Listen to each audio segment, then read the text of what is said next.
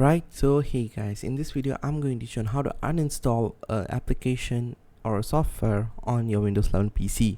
So it's a very simple process. So what you're going to do is you're going to go into your search bar and you're going to search for add or remove programs. Okay, open that. Here we're going to remove Steam. So I'm going to scroll down and find for Steam. Right here, Steam, right? So before that I'm going to check whether Steam's open. Steam is not open. So I'm just going to click on the three dots and click on uninstall. Uninstall. Yes. Okay. Uninstall.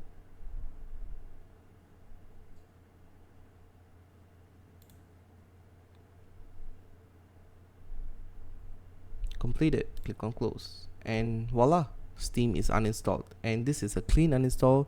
So the only way to get back is to reinstall it, guys. So you can do this with any application.